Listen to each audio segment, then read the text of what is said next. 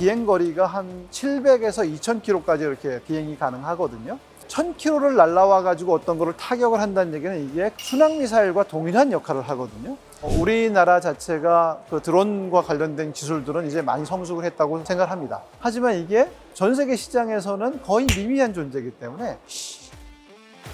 안녕하세요. 저는 한국항공우주연구원의 강호항구고요. 무인이동체 사업단을 맡으면서 드론이라든가 아니면 무인 차량 이런 부분들에 대한 연구를 수행을 하고 있습니다. 이제 러시아 우크라이나 간에 이제 드론 전쟁이 일어나고 있지 않습니까? 장기전으로 가면서 전쟁 초기와 이제 양상이 조금 달라지는 것 같은데, 그래서 여기에 대한 어떤 설명 좀 부탁드리겠습니다. 초기에는 그 우크라이나에서 우리가 알고 있는 이제 소형 드론을 가지고 정찰용으로 좀 많이 썼습니다. 러시아군의 이렇게 진격 속도라든가 아니면 뭐 방향 이런 것들을 우크라이나에 이제 전달해 줌으로써 정확한 포격 지점을 찾는 이런 부분들을 좀 사용을 했었고요. 두 번째로 이게 좀 실제로 이제 러시아가 우크라이나보다 이제 추산에 의하면 적게는 3배에서 한 10배까지 러시아가 병력이라든가 군사 무기 측면에서 더 우세하다는 얘기가 있어요. 이러한 부분들을 극복하기 위해서 우크라이나가 이제 드론에다가 폭탄을 달아가지고 포격을 하기 시작을 합니다. 하다 보니까 이제 목표물뿐만 아니라 전차들을 이제 폭격을 하기 시작을 했어요. 우크라이나가 전쟁 개시 전 터키에서 TB2라는 고정익 무인기를 다수 수입을 했습니다. TB2는 사실은 아제르바이잔과 아르메니아 전쟁에서 상당히 유명해진 그런 무인기라고 볼 수가 있는데요. 이 TB2가 2개의 그 대전차 유도 미사일을 가지고 올라갑니다.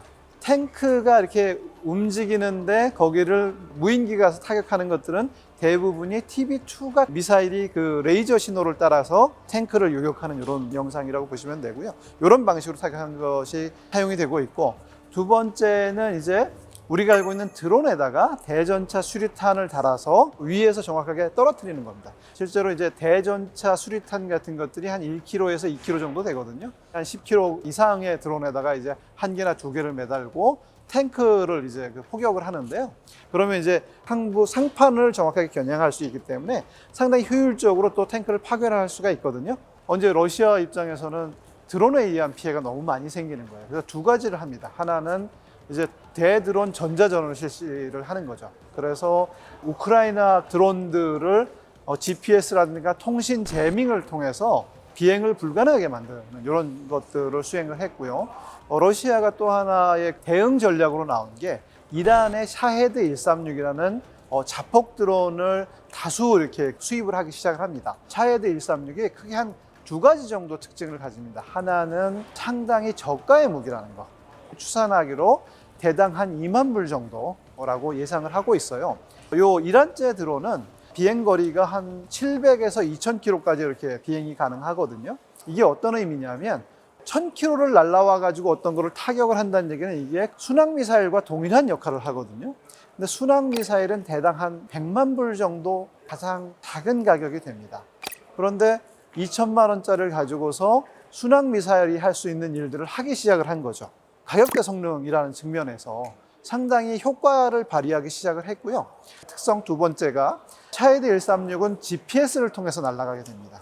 GPS를 사용해서 날아가기 때문에 군사적 목표물을 맞추기는 좀 쉽지가 않아요. 왜냐하면 군사적 목표물이 있는 데는 우크라이나도 GPS 제밍, GPS를 무력화시키는 기술을 사용하고, 또 군사적 목표물이라는 건 지속적으로 움직이기 때문에 GPS를 가지고 타격하는 데는 어느 정도 한계가 있습니다.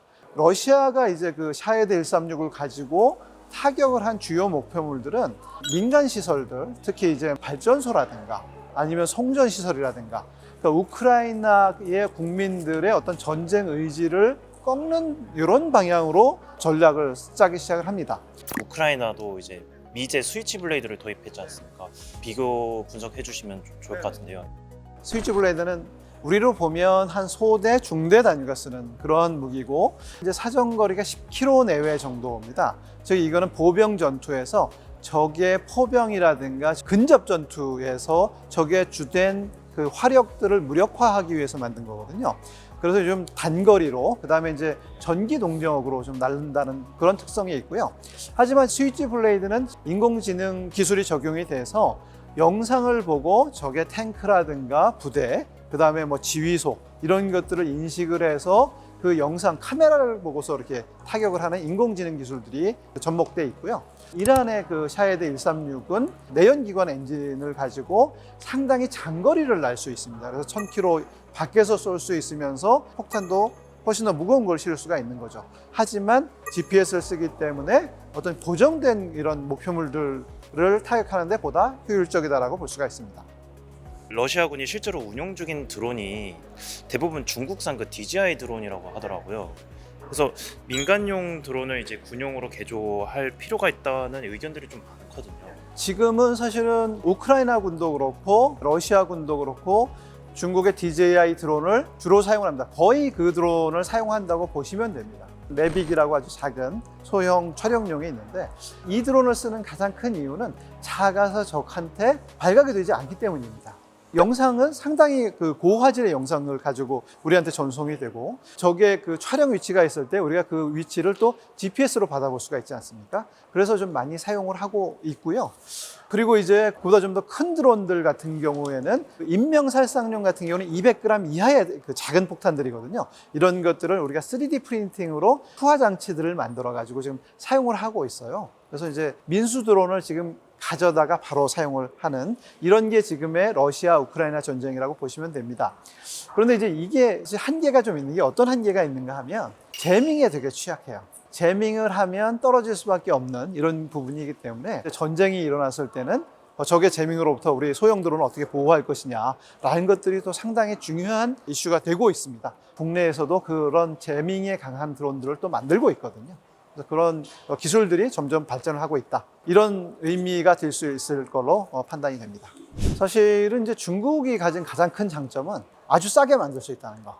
또 전 세계 시장의 한 70% 정도를 이제 장악을 하고 있기 때문에 산업 생태계에서 상당히 우위에 있는 이런 업체라고 볼 수가 있고요. 사실은 뭐 우리나라 자체가 그 드론과 관련된 기술들은 이제 많이 성숙을 했다고 생각을 합니다. 그리고 우리 군에서 사용하고 있는 국산 드론들도 상당히 이제 잘 날고 있거든요. 하지만 이게 전 세계 시장에서는 거의 미미한 존재이기 때문에 가격대 성능 이런 것들을 확보하기가 되게 쉽지가 않아요. 근데 우리가 이제 그런 부분들을 어떻게 확보할 것이냐. 저는 이 부분들은 우리가 민과 군이 같이 쓸 수 있는 시장의 크기를 파일을 넓힐 수 있는 전략들이 좀 필요하다라고 생각을 하고요. 그런 면에서는 저희가 좀 더 이제 기술적으로 집중을 해서 민간 드론이지만 조금 더 그러니까 개조라고 할까 이런 것들을 최소화해서 군에 쓸 수 있는 좀 높은 기술들을 좀 확보를 하고 이 부분들을 좀 값싸게 민에 공급할 수 있는 방안들 이런 것들을 좀 고민을 해야 되지 않을까 이렇게 생각을 하고 있습니다. 우리나라의 어떤 그런 공격 드론 개발 수준은 어느 정도라고 보세요? 공격 드론이라고 하면 이제 수직 이착륙이 되지만 뭐 고정이랑 같이 있다라든가 아니면 고정이 그리고 중량은 제가 볼 때는 한 50kg에서 100kg 요 사이에 있는 이런 그 드론들이 많이 사용이 될 걸로 생각을 하고 있고요. 그런 기술들에서 상당히 앞서 있기 때문에 우리가 기술적으로 밀릴 거는 별로 없다. 그럼에도 불구하고 이제 그 대량 생산이라든가 뭐 가격대 성능비 이런 부분들을 좀 못 따라가고 있는 것도 또한 사실입니다. 그래서 이런 부분을 어떻게 우리가 잘 극복을 할 것이냐라는 게 이제 앞으로의 과제가 될 것 같고요. 우리 주변 국가들, 뭐 북한이라든가 중국 같은 걸 보면 앞으로의 그런 그 도발이라든가 뭐 전쟁이 된다고 하면 그런 값싼 드론들이 주된 무기가 될 걸로 이렇게 생각을 하고 있습니다. 그래서 우리도 그 분야에 대한 뭐 많은 투자가 이루어질 걸로 예상이 되고 그러면 이제 이런 그 가격 문제 같은 것도 좀 해소가 되지 않을까 이렇게 생각을 하고 있습니다. 방금 그 LIG 넥슨 그 부스를 보고 오니까 드론 방호 체계에 대해서 이렇게 전시를 해놨더라고요. 그래서 우리나라의 안티 드론에 대한 어떤 체계는 어느 정도로 개발됐다고 보세요?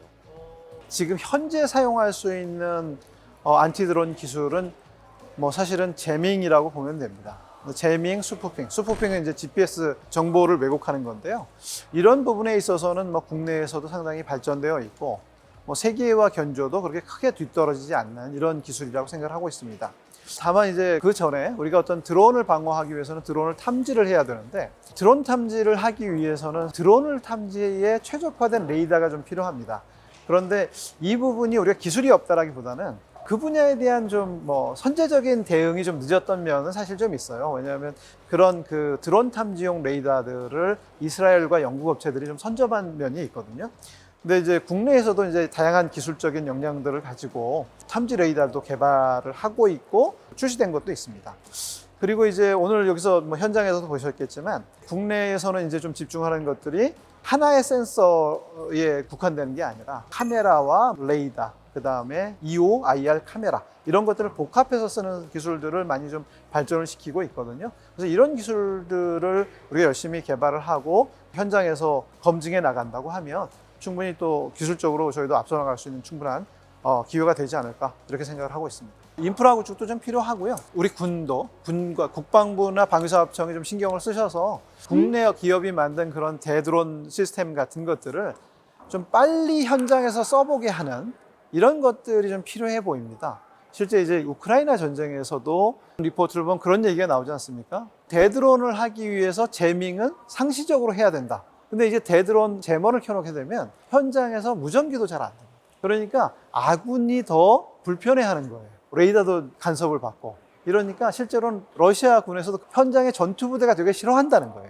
그렇지만 문제는 뭐냐면 제머를 꺼버리면 드론이 날라오고 드론이 자기네 위치를 찾아가지고 포탄이 날라오니 더 안 좋은 상황이 나오거든요. 그러니까 여기서 말씀드린 거는 대드론 장비를 가지고 드론을 탐지하고 드론을 격추시키는 것도 중요하고 더 중요한 거는 그런 장비를 켰을 때 다른 장비에 영향을 주는 상황에서 훈련을 많이 해봐야 된다라는 게 또 우크라이나 전쟁의 교훈입니다. 단장님께서 생각하시는 미래 전장에서의 드론은 어떤 모습일지 조금 말씀해 주시면 좋을 것 같은데요. 사실은 이제 현 정부의 국방 정책에서 가장 핵심적인 것 중에 하나가 유무인 전투 체계를 완성하는 것이지 않습니까? 무인 체계끼리 부대를 이루어서 싸우는 이런 시대를 준비를 하고 있고 또 그게 앞으로 오는 그런 현실이거든요. 또 그런 무인 체계하고 사람이 모는 전투기라든가 탱크라든가 이런 것들이 같이 협업하고 정보를 공유하면서 싸우는 이런 상황들이 지금 발생을 하고 있어요. 제가 볼 때는 앞으로 한 10년 후 아니면 20년 후에 전쟁이 벌어진다면 그런 방식의 전투가 시작이 될 겁니다. 그럼 이제 우리가 그걸 어떻게 준비를 할 것이냐? 그러기 위해서는 몇 가지가 필요한데요. 첫째가 이제 AI를 적극적으로 도입을 해야 됩니다. 지금의 이제 AI가 도입되지 않은 드론 같은 경우는 내가 명령한 것만 합니다. 그런데 유인체계랑 무인체계가 같이 협동해서 싸운다고 하지 않았습니까? 그러면 제가 일일이 다 명령할 수가 없어요. 사람 말을 잘 알아들을 수 있는 무인체계가 돼야 됩니다. 그리고 그거를 상황에 맞게 저기 가서 진격해 하면 진격만 하는 게 아니고 돌아와서 진격하다 보니까 장벽 있어 못 가겠어요 라고 얘기해 줄 수 있는 이런 AI들이 이제 필요하고 또 개발이 되고 있거든요. 또 더 중요한 거는 이제 서로 간에 소통을 해야 됩니다. 기계는 다 통신으로 데이터로 소통을 하지 않습니까? 그러면 이제 그런 무인 체계들과 어떻게 같이 데이터들을 공유를 할 것이냐 이런 것들이 상당히 중요해지고 있고요. 그래서 이제 앞으로는 사람과 무인 체계, 드론이 같이 싸우는 시대가 올 거다.